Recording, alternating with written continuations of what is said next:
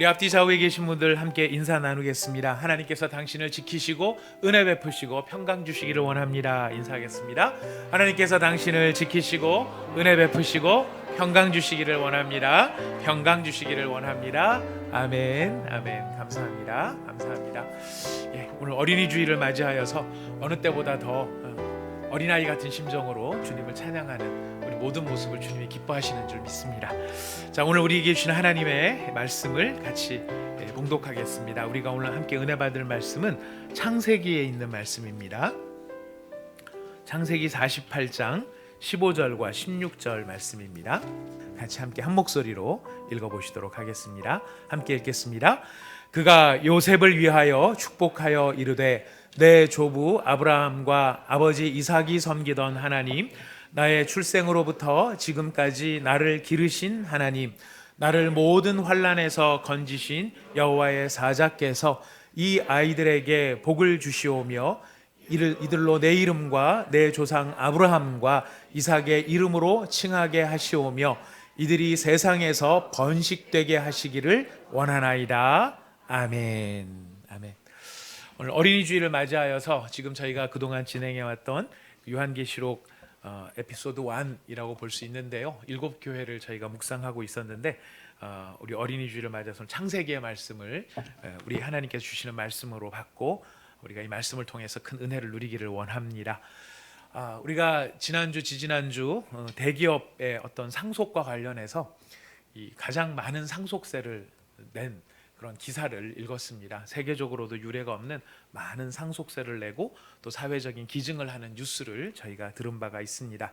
뉴스를 보면서 우리가 참 무엇을 물려줄 것인가, 우리가 우리의 후손들에게 과연 어떠한 가치를 물려줄 것인가, 이런 것들을 여러 번 생각해 볼 수 있는 기회가 되기도 했던 것 같습니다. 오늘 우리가 읽은 본문은 그 요셉이 야곱을 축복하는 장면입니다. 이 배경을 보시면은요, 여러분이 48장을 펴놓고 계실 테니까 1절부터 우리 4절까지 1절부터 4절까지를 한번 읽어보겠습니다. 48장 1절에서 4절 읽어봅시다. 시작.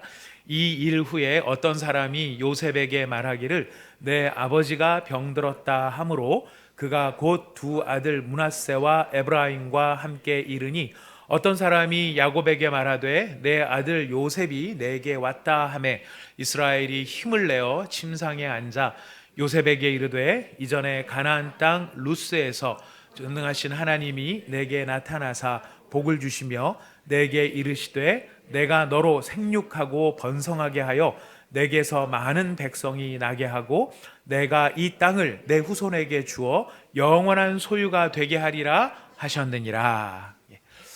여기서 어떤 사람이 굉장히 중요한 역할을 합니다. 어떤 사람이 요셉에게 아버지가 병들었다 이야기하니까 요셉이 자기 아들들을 데리고 야곱의 병문안을 가게 됩니다. 그랬더니 어떤 사람이 야곱에게 또 이야기합니다. 요셉이 네 아들 요셉이 왔다 이렇게 얘기를 합니다. 여기 표현을 우리가 유의해서 보아야 할 것은 이스라엘이 힘을 내어 침상에 앉았다. 지금 야곱의 건강의 상태가 어떤지를 짐작해 보게 하는 대목입니다. 겨우겨우 몸을 추스려서 억지로 힘을 내어야만 이제 겨우 침상에 앉을 수 있는 그런 상태의 야곱의 상태가 된 것이죠.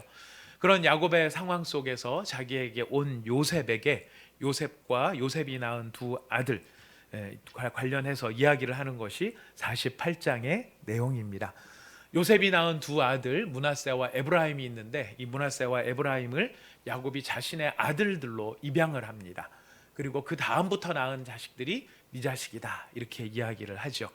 그래서 이스라엘의 12지파가 이렇게 해서 완성이 됩니다. 원래 낳은 아들이 12명이지만은 레위지파는 빠지게 되고요. 레위지파는 12지파의 어떤 분배를 하는 것에 있어서 빠지게 되고 누구죠? 요셉은 요셉은 족장으로 올라갑니다.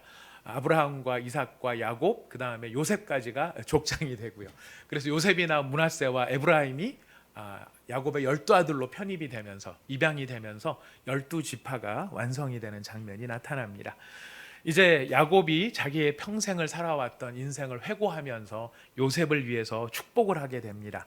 오늘 우리 읽은 본문에도 보면은 그가 요셉을 위해서 축복했다라고 되어 있습니다. 근데 요셉을 위해서 축복하는데 복은 누구한테로 빌고 있죠? 요셉의 아들들을 위해서 지금 복을 빌고 있습니다. 요셉을 위해 복을 비는 것이 요셉의 아들들이 잘 되게 해달라고 지금 하는 것이 요셉에게 주어지는 복입니다. 사실 이건 당연한 이야기겠죠. 내가 잘 되는 것도 굉장히 중요하겠지만 나의 후손들이 잘 되는 것, 후손의 후손들, 아들의 아들들이 잘 되는 것이 사실은 굉장히 중요한 복이 아니겠습니까? 우리도 바라는 바가 아니겠습니까? 우리 자녀들을 그렇게 열심히 공부를 시키고 자녀들의 성장에 대해서 우리가 관심을 갖고 하는 것들은 나의 자녀들이 잘 되는 것이 결국 내가 받는 복 중에 하나라고 하는 사실을 우리가 알고 있기 때문입니다. 야곱이 요셉을 위해서 축복하는데 바로 요셉의 아들들을 위해서 복을 빕니다. 자, 야곱이 빌었던 복의 내용을 우리가 좀 살펴볼 필요가 있습니다. 자, 야곱이 요셉의 아들들이 잘 되기를 바라는 마음으로 빌었던 복이 16절에 등장을 하고 있습니다. 같이 다시 읽어볼까요? 시작. 나를 모든 환난에서 건지신 여호와의 사자께서 복을 주시며 이들로 내 이름과 내 조상 아브라함과 이삭의 이름으로 칭하게 하시오며 이들이 세상에서 번식되게 하시기를 원하나이다. 자, 이 아이들에게 복을 주십시오라고 바라는데요. 첫 번째 지금 지금 야곱이 구한 복은 무엇이냐면 내 이름으로 또 우리 조상의 이름으로 칭하게 하여 주십시오라는 복을 이야기합니다. 내 이름으로 칭해지는 사람들, 또 아브라함, 이삭으로 칭해지는 사람들, 이게 무슨 말일까요? 자, 야곱의 이름으로 칭해진다는 것은 다른 말이 아니고 이스라엘 사람이다라는 것입니다. 이스라엘 사람이다. 저들은 이스라엘 사람이다. 이스라엘이 야곱의 이름이었죠.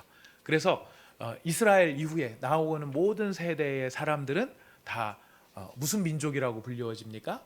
이스라엘 민족이라고 불리워지죠. 아브라함과 이삭의 후손이라는 말로 쓰지만은 그들이 정체성을 갖는 것은 이스라엘이라고 하는 정체성으로 갖게 됩니다. 자, 그런데 바로 그렇게 이스라엘 사람, 야곱의 이름으로 일컬어진다. 또 아브라함과 이삭과 야곱의 후손이다. 이렇게 불려지는 것이 무슨 의미가 있는 것일까요? 어떤 중요성이 있는 것일까요? 그냥 이스라엘 사람 이렇게 하면 그냥 이름이 불려지는가 보다라고 생각할 수 있겠지만 그건 굉장히 중요한 의미를 담고 있습니다. 어떤 의미가 담겨 있느냐면 하나님에 의해 선택된 사람이다 라는 뜻이 이스라엘 사람, 내 후손이라는 의미에 담겨 있습니다. 앞에 야곱이 요셉을 맞이하면서 하나님이 꿈속에 하나님이 내게 나타나셔서 이런 약속을 하셨다. 여러분 읽으셨습니다. 너의 후손을 많게 하겠다. 많은 백성들이 생육하고 번성할 것이다.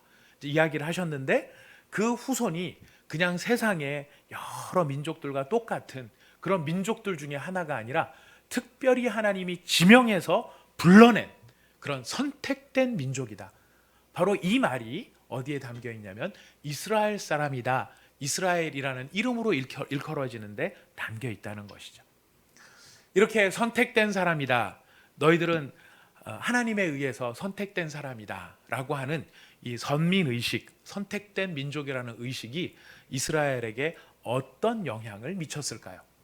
이거는 신분적으로도 굉장히 특권인 신분일 뿐만 아니라 그 신분을 가진 사람, 하나님에 의해서 선택된 자라고 하는 의식이 이스라엘 사람들의 면면에 흘러가면서 그것이 이스라엘 역사에 굉장히 중요한 역할을 하게 됩니다. 우리가 잘 알다시피 이스라엘 사람들이 신약의 기간, 예수님이 오신 다음, 예수님이 승천하신 다음 얼마 되지 않아서 나라를 잃어버리죠. 예루살렘이 멸망하고 이스라엘은 흩어져 버립니다. 몇 년간이나 나라 없는 민족으로 떠돌아다녔습니까? 1900년을 떠돌아다녔습니다. 말이 쉬워 1900년이지 여러분 1900년 그 기간 동안 고국도 없습니다. 어디 전 세계로 흩어졌는데요. 여러분 놀라운 것은 이 흩어진 이스라엘 사람들, 유대인들이 우리나라에까지 왔었다는 걸 아십니까? 이렇게까지 흩어졌어요. 동북아 지역 쪽에 유대인 공동체가 있을 만큼 이 유대인들하고 우리 민족하고 참 고대로부터 아주 희한한 인연들을 좀 많이 가지고 살았다고 합니다. 아무튼 중요한 것은 그게 아니고 이렇게 1900년 동안이나 흩어져 있고 정말 그 여러 상황들 속에서 흡수되어져 버리거나 사라지거나 명맥이 끊어졌어야 될 사람들인데, 이 사람들은 우리는 선택된 민족이다, 하나님에 의해서 선택된 민족이다, 땅도 없고 우리가 뭐도 없고 국가도 없지만은 그럼에도 불구하고 우리는 하나님의 선택된 민족이다라고 하는 그 민족의식이 이 1900년의 기간을 견디게 만들었던 것입니다. 그래서 이스라엘 사람들은 우리가 잘 아는 것처럼 전혀 회복될 가능성이 1도 없습니다. 요즘 말로는 정말 1도 없는 그런 상황 속에서도 매년 6월절 절기를 지키며 이 가족들이 모였을 때 했던 말이 무슨 말이죠? 내년에는 예루살렘에서, 내년에는 예루살렘에서. 이게 뭐 가당치도 않은 이야기죠. 뭐 나라도 없고 아무것도 없는 상황인데도 불구하고 그들은 6월절마다 모이고 그 잔치를 마칠 때마다 서로에게 격려했던 것이 내년에는 예루살렘에서. 이것을 가능하게 했던 의식이 어떤 의식입니까? 선민의식. 하나님이 우리를 택하셨다. 하나님이 우리를 택하셨다는 바로 그 선민의식의 상징이 우리는 이스라엘이다. 이스라엘이다. 그래서 야곱이 내 이름으로 일컫는 민족이 되게 하소서라고 말했던 여기에는 사실은 선택된 민족이라고 하는 사실 특별한 마음을 그들에게 심어주는 그런 아주 중요한 의미를 담고 있었습니다. 자, 그런데 문제가 있습니다. 이 이스라엘 사람들이 이스라엘이라고 하는 선민의식을 갖는 것이 굉장히 중요한 의미를 갖고 있지만 그들은 선민의식만 있었지 사실은 놓친 것이 한 가지가 있었습니다. 그것이 무엇이냐면은 선민의식은 있지만 사명의식은 놓쳐버린 것이. 하나님에 의해서 선택되었다. 이거는 굉장히 중요하고 그것을 잘 간직하였지만 하나님이 그들을 선택하신 데는 그들에게 주어졌던 사명이 있었던 것이죠. 어떤 사명이 있습니까? 하나님이 아브라함을 처음 택하실 때부터 아브라함한테 주셨던 사명, 아브라함이 이룰 민족이 가져야 될 사명이 있었습니다. 너를 축복하는 자에게는 내가 복을 내리고 너를 저주하는 자에게는 내가 저주하리니 땅의 모든 족속이 너로 말미암아 복을 얻을 것이니라. 창세기 12장 3절 말씀이죠. 선택된 민족이 그냥 선택됐다는 것 자체로만 끝나는 게 아니라 선택된 이유가 있는데 그 이유는 모든 민족이 너희 때문에 복을 받도록 바로 그렇게 하는 것이 내가 너희에게 주는 사명이다. 지금 이 약속을 하나님이 주셨습니다. 자, 그런데 이스라엘은 뭐만 붙잡습니까? 선민의식, 선택됐다라는 것만 생각했지 우리에게 이런 다른 민족에게 복을, 다른 민족이 우리 때문에 복을 받게 해줘야 된다라고 하는 사명을 잊어버리니까 어떻게 됐나요? 그들은 자기 민족을 잘 지킨다, 선민이라는 자부심, 이것 때문에 사실은 다른 민족에 대해서는 배타적이 되고 자기 자신들만 아는 이기적인 민족으로 사람들에게 정말 그렇게 정죄함을 당하게 되었던 것이죠. 하나님께서 이스라엘 백성을 부르셔서 아브라함을 통해서 하시고자 하셨던 가장 중요한 것은 땅의 모든 족속이 복을 받게 하시는 거였습니다. 아브라함과 아브라함의 후손 때문에 다른 사람이 복을 받기를 원하시고 아브라함과 아브라함의 후손 때문에 다른 사람들이 성공하게 되기를 하나님은 처음부터 의도하셨는데 이스라엘 백성들은 그것을 잊었다라는 것입니다. 여러분, 이 말씀이 이스라엘 백성들과 이스라엘 민족에게만 해당되어지는 말씀이 아니죠. 오늘 이 말씀은 우리에게도 굉장히 중요한 의미를 가르쳐 주고 있습니다. 여러분, 오늘날 우리는 요셉의 후손이 이스라엘이라고 하는 야곱의 이름으로 칭함을 받는다라고 한다면 오늘날 우리는 누구의 이름으로 칭함을 받게 되죠? 그렇습니다. 예수님의 이름으로 칭함을 받습니다. 우리는 어느 순간에도 내 이름으로 칭함을 받는 존재가 아니라 예수님의 이름으로 칭함을 받는 것이죠. 야곱의 후손이 이스라엘 사람이다, 아브라함과 이삭과 야곱의 후손이다라는 이름을 가진 것처럼 우리가 그리스도 예수 안에 있음으로 말미암아 우리는 예수의 이름으로 일컬어지는 사람. 그래서 우리는 어딜 가든지 우리를 부를 때 사람들이 뭐라고 불러요? 크리스찬. 예, 할렐루야. 잉글리시로, 방언으로. 우리 때문에 많은 사람들이 방언을 하게 되었습니다. 우리를 보면서 크리스찬이다 얘기합니다. 또 이것을 한문으로 표현해서 어떤 분들은 예수인, 예수의 사람, 그래서 일산에 가면 예수인 교회라는 교회도 있습니다. 또 그런 것이 어떤 때는 약간 좀 경멸적으로 부를 때는 예수쟁이. 뭐 높여 부르든 낮춰 부르든 경멸적으로 부르든 언제나 뛸 수 없는 것, 그 앞에 항상 뭐가 들어갑니까? 예수가 들어간다는 것입니다. 예수의 이름으로 일컬어진다라고 하는 것, 그것은 곧 우리도 야곱의 후손들처럼 첫 번째는 선택된 사람이다라는 의미가 담겨 있습니다. 너는 세상에서 그냥 이 예수를 알지 못하는 사람들, 그런 사람들과 똑같이 그렇게 섞여서 정체성 없이 살아가야 될 사람이 아니라 너희는 선택된 사람이다. 너희는 선택된 사람이다. 여러분, 우리가 이걸 항상 기억해야 됩니다. 이것을 잊지 말아야 됩니다. 우리는 하나님이 예수의 은혜 안에서 우리를 선택하신, 선택된 사람이라는 사실을 우리는 알아야 합니다. 두 번째로 야곱의 후손들을 아브라함의 후손들을 부를 때 하나님께서 선택해 주신 것만 있는 게 아니라 사명도 주셨죠.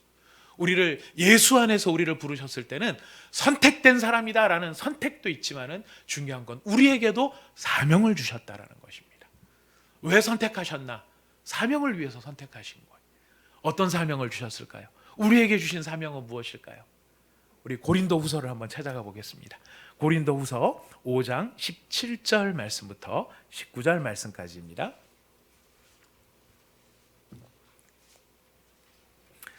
고린도후서 5장 17절부터 19절까지의 말씀입니다. 우리 17절 말씀을 먼저 읽어봅시다. 아주 너무너무 유명한 말씀이고 너무나 귀한 말씀이죠. 우리 같이 한번 읽어보겠습니다. 시작. 그런즉 누구든지 또 안에 있으면 새로운 피조물이라 이전 것은 지나갔으니 보라 새 것이 되었도다. 이게 선택된 거죠. 누구든지 그리스도 예수 안에 있으면 새로운 피조물로 선택이 된 것입니다. 선택됐는데 17절로 끝나면 안 됩니다. 17절로 끝나면 안 됩니다. 선택된 것으로 끝나면 안 됩니다. 그 다음 18절 19절을 읽어야 됩니다. 시작. 모든 것이 하나님께로서 났으니 그가 그리스도로 말미암아 우리를 자기와 화목하게 하시고 또 우리에게 화목하게 하는 직분을 주셨으니 곧 하나님께서 그리스도 안에 계시사 세상을 자기와 화목하게 하시며 그들의 죄를 그들에게 돌리지 아니하시고 화목하게 하는 말씀을 우리에게 부탁하셨느니라. 아멘. 자, 누구든지 그리스도 예수 안에 있으면 어떤 존재라고요? 새로운 피조물. 그래서 뭐라고 말합니까? 보라, 새 것이 되었다. 우리 이거 굉장히 좋아합니다. 저도 너무 좋습니다. 보라, 새 것이 되었다. 소망이 넘칩니다. 근데 새 것이 되었다 이거 하고 끝나면은 안 돼요. 이것만 하고 끝나면은 우리는 잘못된 선민의식 속에 이스라엘 백성들처럼 이기적으로 살 수 있습니다. 왜 하나님께서 우리를 보라 새 것이 되었다라고 말할 만큼 새로운 피조물로 만드셨을까요? 읽으셨습니다. 우리한테 사명을 주시기 위해. 어떤 사명입니까? 화목하게 하는 사명. 이것이 바로 아브라함으로 따지면 모든 민족이 너로 말미암아 복을 받을 것이다. 이 이야기의 신약적인 해석이 무엇이냐면 화목하게 하는 직분이라는 것이. 하나님과 사람이 화목되게 되고 사람과 사목이 화목하게 되고 화목해야 될 직분이 우리한테 주어져 있기 때문에 우리는 선택받은 사람으로서의 자부심과 더불어 선택받은 사람으로서 나를 불러주신 하나님의 부르신 그 목적을 위해서 달려가야 되는 바로 그런 존재가 되었다라고 하는 것이죠. 그래서 우리가 무슨 일을 하든지 항상 염두에 둬야 될 것은 바로 그 일을 통해 무엇을 이루어야 합니까? 화목을 이루어야 한다는 것이에요. 무슨 일을 하든지 이 일을 통해서 우리가 궁극적으로 도달해야 될 목표는 화목함, 화목해 하는 것. 하나님과 사람이 화목하게 되어지고 사람과 사람이 화목하게 될 수 있도록 해줘야 된다는 것입니다. 우리 크리스찬들은 돈을 많이 벌어야 될까요? 벌지 말아야 될까요? 적당히 살아야 될까요? 섞여 있는 것 같아서 어떻게 살아야 됩니까? 여러분, 가능한 한 돈 많이 버시기를 바랍니다. 아멘. 여러분의 믿음으로 확실하게 받으시기를 바랍니다. 우리 크리스찬들은 돈 많이 벌어야 됩니다. 저는 그렇게 생각합니다. 돈 많이 벌어야 되고요. 공부 잘해야 될까요? 잘못해야 될까요? 이제 잘하시네요. 잘해야 됩니다. 성공을 해야 될까요? 실패를 해야 될까요? 성공을 해야 됩니다. 여러분, 우리 가운데 정치하면은 막 쳐다도 보기 싫은 그런 면들도 우리 각자에게 있을지 몰라요. 그러나 우리 가운데 훌륭한 정치인도 나와야 되고 훌륭한 경제인, 훌륭한 의료인, 훌륭한 교사, 훌륭한 전업주부, 훌륭한 공무원들도 나와야 됩니다. 왜요? 그것을 통해 화목한 일을 이루기 위해서요. 우리 자녀들한테 우리가 이렇게 가르치는 건 잘합니다. 돈 많이 벌어라. 돈 많이 벌어라. 교회에서는 우리가 뭐 대놓고 그렇게 하면은 저 사람 돈에 너무 미쳤어 이렇게 생각할까 봐 우리가 그런 얘기를 좀 조심스럽게 합니다만은, 집안에서는 그러지 않나요? 돈 많이 벌어라. 돈 많이 벌. 왜 돈 많이 벌라고 하죠? 돈 없으면 서럽다. 돈 없으면 서럽다. 돈 없어 봐라 서럽다. 돈 많이 벌어라. 이게 우리가 자녀들한테 해주는 이야기일지 모르겠습니다. 하지만 이제부터 우리는 그 말을 바꾸어야 합니다. 어떻게 바꾸어야 될까요? 돈 많이 벌어라. 그리고 그 돈으로 하나님과 화목하고 사람들을 화목해 하고 그 돈으로 다른 사람들을 성공시켜라. 우리 사랑하는 자녀들에게 여러분 일컬어 주셔야 됩니다. 너는 선택된 민족이다. 너는 선택받은 사람이다. 그리스도 예수로 말미암아 보라 새 것이 되었도다 말할 만큼 너는 새로워진 피조물이다. 왜 하나님이 너를 새롭게 만들었느냐? 너에게 화목케 하는 직책을 주시기 위해 너를 선택한, 너는 선택된 민족이다. 그러니 네가 성공하고 네가 잘되고 네가 최선을 다하여서 그것으로 말미암아 다른 사람들을 성공시키고 하나님과 화목하게 만들고 사람과 사람이 화목될 수 있도록 화목의 사명을 감당해라. 우리 어린이 주일을 맞이하여서 우리 어린이 자녀들에게, 우리 사랑하는 자녀들에게 우리가 어떤 복을 우리가 선포해야 될 것인가? 오늘 야곱의 요셉의 아들들을 위해서 빌어주는 이 축복의 말씀을 우리가 기억해야 할 것입니다. 바로 이렇게 선택된 민족, 선민의식을 가지고 그 안에 하나님께서 나를 사명을 주셨구나, 화목케 하는 사명을 주셨구나, 이런 의식을 가진 많은 사람들을 하나님께서는 이 세상 가운데 충만하게 하시기를 원하셨습니다. 그래서 야곱이 요셉을 위해서 빌어줬던 두 번째 복이 무엇이냐면 이들이 세상에서 번식되게 하시기를 원하나이다. 이게 그냥 사람 숫자만 많아지라는 이야기가 아니에요. 그냥 자식 많이 낳아서 12명 낳고 12명 낳고 그러면 이대만 내려가도 144명이죠. 그게 또 12명 낳고 곱셈이 안 됩니다. 그 다음에 또 12명 낳고 한 5대만 12의 5승 이렇게 넘어가면 어마어마한 숫자가 될 거예요. 숫자 많이 늘어난 그게 아니라 지금 하나님이 앞에 있는 복을 가지고 이야기를 하세요. 이스라엘이라는 이름을 가진 사람들이 이 세상에 번식하기를 원한다는 게 무슨 뜻이겠습니까? 사명을 가진 자들이 이 땅에 충만하여서 이 세상을 화목하게 하는 사람들이 이 땅에 가득 차기를 하나님은 꿈꾸고 계신다라는 것이, 이것이 우리 신약시대의 사명으로는 어떻게 주어집니까? 이 땅에 충만하라. 우리한테는 신약에서는 한 번도 자식을 많이 낳아라, 자식이 번성하라 이런 직접적인 이야기는 없는 것 같습니다. 하지만 우리에게는 어떻게 이 말씀이 변형되어져서 나타납니까? 모든 민족으로 제자를 삼아라. 모든 민족으로 제자를 삼아라. 이런 사명을 가진, 이렇게 새롭게 되어지고 이렇게 사명을 가진 사람들이 모든 민족이 될 수 있도록, 이 땅에 충만할 수 있도록 바로 이 땅에 번성하게 되기를 원한다. 이것이 야곱이 빌어줬던 축복인 것입니다.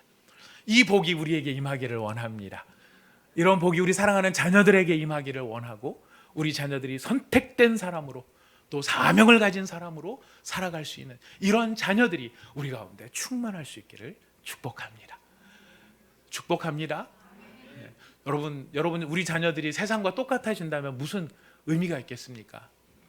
우리가 예수를 믿고 예수로 그들을 가르친다라고 하는 것이 무슨 의미가 있겠습니까? 그냥 교회 안 다녀도 세상에 더 성공할 수 있는 방법은 사실 훨씬 많을 텐데 교회를 다니면 헷갈리기만 합니다. 집에서는 열심히 성공하라 그러는데 교회 오면 겸손하게 살라 그러고 청빈하게 살라 그러고 뭐 희생하며 살라 그러고 어느 장단에 춤을 맞춰야 될지 헷갈립니다. 여러분 헷갈리게 하시면 안 됩니다. 일관성이 있어야 됩니다. 어떻게 일관성이 있어야 될까요? 기억하십시오. 너는 선택받은 사람이다. 사명을 위해서 선택받은 사람이다. 이런 자녀들이 우리 가운데 성장을 하게 될 때 하나님의 나라가 우리 가운데서 그 영광의 아름다운 능력을 나타내게 될 줄 믿습니다. 여러분 이런 야곱이 요셉을 향해서 이런 축복을 해줄 때에 우리가 생각해 봐야 될 더 중요한 내용이 사실 그 앞에 나옵니다. 야곱이 요셉의 자녀들에게 이런 축복을 하는데 중요한 것은 무엇이냐면 이런 복을 누려기는 해야 되겠지만 더 중요한 것 그건 무엇이냐면 누가 이 복을 주느냐라는 것이에요. 누가 이 복을 줄 수 있느냐. 우리가 비는 복은요 그냥 이런 복이 있으면 좋겠다라고 하는 기원이 아닙니다. 너희 잘 됐으면 좋겠다 이런 기원으로 끝나는 게 아니고 더 중요한 게 있습니다. 이런 복을 너희가 받아야 되는데 그렇다면 누가 이 복을 주느냐라는 것이에요. 누가 이 복을 주느냐. 누가 이 복을 주는 걸까요? 15절입니다. 우리 15절 말씀 같이 읽어보겠습니다. 다시 읽어봅니다. 시작. 그가 요셉을 위하여 축복하여 이르기를 내 조부 아브라함과 아버지 이삭이 섬기던 하나님 나의 출생으로부터 지금까지 나를 기르신 하나님. 지금 야곱이 요셉을 위해서 자녀들에게 복을 빌 때 그냥 복만 빈 게 아니라요. 그 앞에 너무너무 중요한 진술을 합니다. 하나님이시다. 하나님이 이 복을 주신다. 그런데 하나님이 어떤 하나님인가? 내 조부 아브라함과 아버지 이삭이 섬기던 하나님, 여기에 무슨 의미가 담겨 있을까요? 아브라함과 이삭을 동원하는 이유가 어디에 있을까요? 아브라함과 이삭을 동원하시는 것은 아브라함을 처음 부르셨던 분이 하나님이십니다. 아브라함이 하나님을 찾은 게 아니라 하나님이 아브라함을 찾아오셨고 그 아브라함에게 약속을 주셨고 그 약속의 말씀이 이삭으로 이어졌던 것이죠. 이 하나님은 어떤 하나님인가? 전능하신 하나님이에요. 전능하신 하나님. 우리가 생각을 많이 해보고 있지 않습니까? 여호와라는 이름을 알게 된 것은 모세 때 알게 됐다. 우리가 말씀을 드렸었는데요. 그 전에는 아브라함과 이삭과 야곱에게는 전능하신 하나님으로 나타났어요. 전능하다는 게 무슨 뜻일까요? 하나님이 전능하시다. 하나님 능력 있으시니까 좋겠네. 이런 뜻이 아니고요. 전능하시다라는 것은 하나님은 확고한 목적이 있으시고 그 목적을 이루시기 위한 치밀한 계획을 가지고 계신 분이시고 반드시 그 계획을 이루시는 분이시다. 어떠한 방해, 어떠한 어려움이 있다 할지라도 그 목적과 계획을 이루고야 마시는 분이시다. 이것이 전능하신 하나님이에요. 하나님이 그런 전능하신 분이라는 증거가 아브라함과 이삭과 야곱이에요. 하나님의 전능이 어떻게 나타났습니까? 가장 대표적인 게 아브라함과 이삭의 불임이었어요. 임신을 못하는 거였어요. 아브라함과 이삭의 상황은요, 꺼질 듯 위태로운 상황에 하나님께서 그 가정을 지켜주셔서 불꽃이 꺼지지 않도록 만들어주신 게 아니라 애시당초 불꽃이 없었던 집안이 이 집안이었어요. 살릴 불꽃조차 없었어요. 자식이 없으니까요. 90이 넘도록 100세가 되도록 자식이 없는 상황인 것이죠.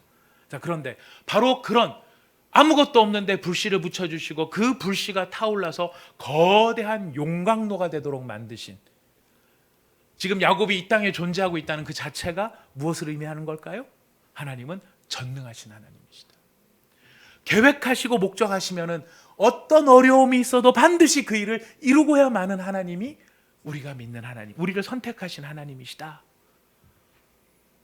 지금 야곱이 이스라엘 백성들, 요셉의 후손들을 축복하면서 하는 이야기, 그냥 아브라함과 이삭의 하나님 이걸로 끝나는 게 아닙니다. 이 복을, 너희에게 복을 주실 이 하나님은 어떤 하나님인가? 그 하나님은 어떤 방해가 있더라도 반드시 그 목적을 이루시는 하나님, 그분이 바로 너희에게 복을 주실 하나님이시다. 그 하나님을 깨달으라 이야기하는 것입니다. 두 번째 하나님은 어떤 하나님입니까? 저는 이 말씀이 너무너무 행복했습니다. 너무너무 좋았고요. 사실 오늘 말씀을 준비하면서 핵심 주제를 여기다가 잡고 이 말씀을 준비를 했습니다. 어떤 하나님인가? 나의 출생으로부터 지금까지 나를 기르신 하나님. 나를 기르신 하나님. 야곱이 임종을 앞에 놓고 침상머리에 겨우 앉아있는 그 순간 이야기하는 것이에요. 근데 여러분, 야곱이 살아온 인생을 우리는 알고 있습니다. 야곱이 태어나면서부터 지금 죽기 직전에 이 상황에 이르기까지 그가 경험한 것들을 우리는 알고 있어요. 야곱의 인생이 평탄한 인생이었습니까? 아니었어요. 아버지 이삭과 어머니 리브가의 갈등, 그리고 엄마 아버지의 편애, 이것 때문에 형제간이 갈라졌어요. 형제간이 증오를 하게 됐어요. 서로 죽이겠다고, 하나는 속이고 하나는 죽이겠다고. 그래서 집을 떠날 수밖에 없는 상황이 됐죠. 그리고 외가댁으로 겨우 피신해서 갔더니 외가댁에서는 자기를 등을 쳐먹고 있습니다. 외삼촌의 치밀한 수법이죠. 예, 치밀한 수법에 걸렸어요. 야곱이 부인이 넷이나 돼요. 우리 잘 알고 있습니다. 부인이 4명이에요. 이거 야곱이 부인을 이렇게 탐했던 겁니까? 난 부인이 많았으면 좋겠어. 여러분 우리 기억해야 됩니다. 야곱은 순정남이에요. 야곱은 순정파예요. 야곱은요 한 여자만 있으면 됐었어요. 일평생 그 한 여자만 바라보고 살았는데 자기의 의지와는 상관없이 부인을 넷씩이나 두게 되었어요. 순전히 누구 때문에 그래요? 외삼촌 때문에 그런 거예요. 외삼촌 때문에. 결혼을 2번이나 하게 되고 아내는 4명이나 둬서 집안이 시끌벅적합니다. 그런 상황에 야밤도주하죠. 네. 그의 인생은 야밤도주의 인생이었습니다. 야밤도주, 밤에 역사가 많이 일어납니다. 밤에 도망갔죠. 밤에 씨름하죠. 철야 씨름을 합니다. 이 모습을 보면은 아버지의 집을 떠날 때부터 야곱의 인생은 길 위를 떠도는 인생이었어요. 어디에도 그가 정착할 수 있는 곳이 없었습니다. 베델에서 돌베개를 베고 잘 때부터 시작해서 삼촌의 집도 자기 고향이 될 수 없었고 어디를 가나 길 위에서 떠도는 인생이 되었고요. 딸이 몹쓸 짓을 당합니다. 우리가 잘 알아요. 딸이 아주 못된 짓을 당하고 아들들은 그것을 빙자해서 자기 동생한테 못된 짓을 한 그 동네 사람들을 다 살해합니다. 학살자가 되어버립니다. 학살로 끝납니까? 그 동네를 털어요. 강도떼가 된 겁니다. 자기 아들들이 말 듣지 않는 아버지의 권위를 잃어버린 아버지가 되고 말았습니다. 그 중에서 가장 슬펐던 일은 자기 아내를 길 위에서 잃은 거예요. 아까 야곱의 인생이 길 위를 떠도는 인생이라고 했죠. 가장 사랑하는 라헬도 길 위에서 잃어버리게 됩니다. 그리고 그 아내가 낳은 아들, 우리가 잘 아는 요셉이에요. 그 아들이 죽었어요. 우리는 알아요. 요셉이 실제 죽었다는 것을, 죽지 않았다는 걸 우리는 알지만 여러분 야곱의 입장에서 생각해 보십시오. 야곱의 입장에서 요셉은 죽은 아들입니다. 야곱이 얼마나 이 상황이 처절했는지 이 말씀을 묵상을 해보니까요, 야곱은 그 아들의 시신조차 거둘 수 없었어요. 그에게 돌아왔던 건 뭐만 돌아온 거죠? 피로 얼룩진 찢긴 옷까지만이 그에게 돌아온 거예요. 제가 이 사실을 묵상을 하다가 지난 금요일 날 저희가 이제 지난주에 이충식 선교사님을 위해서 그 가정과 인도 사역을 계속 위해서 저희가 헌금을 하지 않았습니까? 근데 그 아버님 되시는 장로님과 통화를 할 수 있게 되었습니다. 그 말씀을 듣는데 참 아버님이 담담하게 덤덤하게 표현하시려고 하시는데 저가 느껴지는 느낌은 그 담담함 속에 담담한 것처럼 보이는 그 뒤에 다른 깊은 비애가 느껴지는 것을 느낄 수 있었습니다. 이 가정의 상황이 어떻습니까? 며느리 입장에서 생각하면 남편을 잃은 아내의 슬픔이 있죠. 자식들의 입장에서 생각을 하면 아버지를 잃은 자녀들의 슬픔이 있는 거예요. 지금 남편 잃은 아내의 슬픔과 아버지 잃은 자식의 슬픔, 그 슬픔 앞에서 자신은 소리내 울지도 못하는 그런 상황을 지나가고 계시더라고요. 근데 아버님 입장에서는 어떤 입장이에요? 아버님 입장에서는 아들을 잃은 아버지의 슬픔이에요. 다른 사람들은 남편 잃고 자식, 아버지를 잃은 건지 모르지만 아버지 입장에서 놓고 보면은 내 아들을 잃은 거예요. 내 아들을 잃은 그 슬픔을 내 그 장로님 마음속에 가득한데도 불구하고 며느리를 생각해서 자식, 손자들을 생각해서 내 슬픔을 앞세울 수 없는, 표현할 수 없는 바로 그것이 아버지의 비애, 그 비애가 거기에 담겨 있더라고요. 야곱이 그런 비애 속에 지금 잠겨 있는 것입니다. 자, 여러분 이런 인생 살아왔다. 그러면 우리가 그 인생을 평가할 때 우리가 어떻게 그 인생을 평가를 하겠습니까? 과연 하나님을 믿는 믿음이 무슨 의미가 있을까? 태어날 때부터 지금까지 살아온 모든 삶 속에서 내가 하나님을 굳건히 믿고 하나님을 의지하는 그 믿음, 그렇게 하나님을 믿었을 때 나한테 돌아온 게 뭔가? 하나님 나한테 도대체 해주신 게 뭔가? 오히려 나를 힘들게 하시고 나를 뺑뺑이를 돌리시고 나를 굴리시고 어디에도 내 안식처가 없도록 어디에서도 나를 쉬지 못하도록 만드신 하나님은 나를 괴롭히신 하나님이 아니신가? 그렇게 말할 수도 있을 것 같은데 놀랍게도 야곱은 하나님에 대해서 어떻게 말하고 있습니까? 하나님이 나를 기르셨다. 하나님이 나를 기르셨다. 이 모든 일들을 통해서 하나님이 나를 길러오셨다.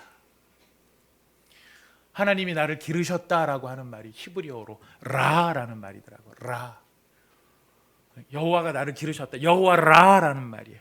근데 여러분, 이 라라는 말이 목자의 언어이기도 하고 목자의 언어에서 확장이 되어지면 정치 언어가 됩니다. 라라는 말이 풀을 뜯기다, 먹이다, 여기에서 출발하는 거예요.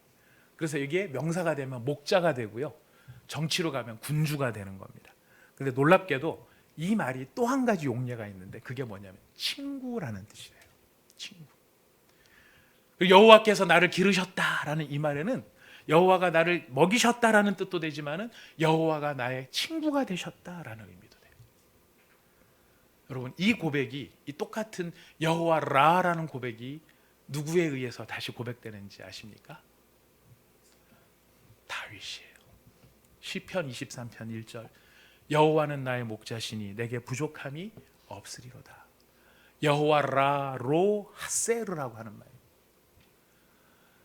야곱은 불평하고 원망하고 괴로워할 수 있는 그 인생임에도 불구하고 하나님이 어떤 하나님이심을 고백하고 있습니까? 나를 길러주신 하나님, 나를 성장시키시고 나를 자라게 하시고 나를 깨닫게 하심으로 내 인생을 마감해야 되는 지금 이 시점에서 보니까 하나님이 내 평생에 나를 길러오시며 나를 성숙시켜 주신 하나님. 여기에는 무슨 의미가 담겨 있습니까? 내가 경험했던 그 어떤 일 한 가지도 헛되게 만드시지 않으셨다라는 것이죠. 왜 내가 이런 부모를 만나서, 내가 왜 이런 형제를 만나서, 내가 왜 이런 친척을 만나서, 내가 왜 이런 자식을 낳아서 내가 이 고생을 하면서 내가 지금 살았는지 모르겠다. 왜 나는 한 명의 부인만 원했는데 왜 나한테 4명이나 생겨가지고 이 고생을 내가 생고생을 해야 되느냐. 참 나 정말 미치겠다. 막 그런 때도 있었을 것 같아요. 하지만 지금 야곱이 고백하는, 그의 인생의 마지막에서 고백하는 그의 고백은 무엇입니까? 하나님은 이런 모든 일을 통해 나를 길러오셨고 나를 자라게 하셨고 나를 성숙시켜 주신 것이다. 사랑하는 여러분, 우리가 어린이 주일을 맞이하여서 우리 다음 세대, 우리 사랑하는 자녀들도 있겠고요, 우리 영적인 자녀들도 있을 수 있습니다. 그리고 우리 교회의 다음 세대들도 있을 수 있습니다. 우리가 그들이 복받기를 원하는 마음은 누구나 다 같은 마음일 것입니다. 하지만 과연 나는 나의 자녀들에게 복을 받아라, 너희 복 받아라, 잘 되기를 바란다, 이렇게 말을 할 때 그 복을 주시는 하나님에 대해서 우리는 무엇이라고 표현할 수 있겠습니까? 우리는 과연 그 사랑하는 자녀들에게 사랑하는 자녀들아, 너희가 내 이름으로 일컬어지고 선택받은 민족으로, 사명 있는 민족으로 살아야 된다, 그걸로 끝나는 게 아니라 너희가 그렇게 살 수 있도록 그 복을 주실 하나님은 내 평생에 나를 길러오신 나의 목자가 되신 하나님, 나의 친구가 되신 하나님, 그 하나님이 너를 복 주실 것이고 너를 기르실 것이다. 이것이 우리가 물려줄 수 있는 복이요, 우리가 갖추어져야 될 완전한 복의 완성체라고 하는 것입니다. 오늘 우리가 이런 마음가짐으로 우리 사랑하는 자녀들을 기억하며 그들을 위해 기도하며 그들을 위해 선포하기를 원합니다. 우리 다음 세대 가운데 우리의 사랑하는 자녀들에게 너는 선택된 민족, 사명을 위해 태어난 사람, 그리고 무엇보다 이 사명을 위해 이 사명의 복을 주실 하나님은 여호와라, 여호와라, 여호와는 나의 목자, 여호와는 나의 친구, 나를 기르신 그분이 너를 책임지고 길러 주실 것이다. 여러분, 이 믿음의 고백을 우리가 사랑하는 자녀들에게 남겨줄 수 있기를 부탁드리겠습니다. 우리 함께 기도합시다. 자, 우리 어린이 주일을 맞이하여서 우리는 하나님 앞에 우리 하나님을 어떻게 고백할 수 있을까? 우리 사랑하는 자녀들에게 무엇을 물려줄 수 있을까? 아들아 미안하다, 저 뉴스에 나오는 사람처럼 미술품도 넘겨주고 돈도 넘겨주고 주식도 넘겨주고 그러지를 못해서 미안하다. 여러분, 그게 우리의 모습입니까? 아니죠. 우리 사랑하는 자녀들에게 선택된 자라고 하는 것을, 사명을 위해 선택된 자라는 것을, 그리고 너를 붙드실 그 하나님은 나를 일평생 나의 선한 목자가 되어주시고 나를 길러오신 그 하나님이 너를 붙들어 주실 것이다. 우리가 선포해 줄 수 있는 그런 부모, 그런 선대가 되게 하여 달라고 우리 시간 마음을 모아 함께 기도하도록 하겠습니다. 하나님 아버지, 참으로 감사합니다.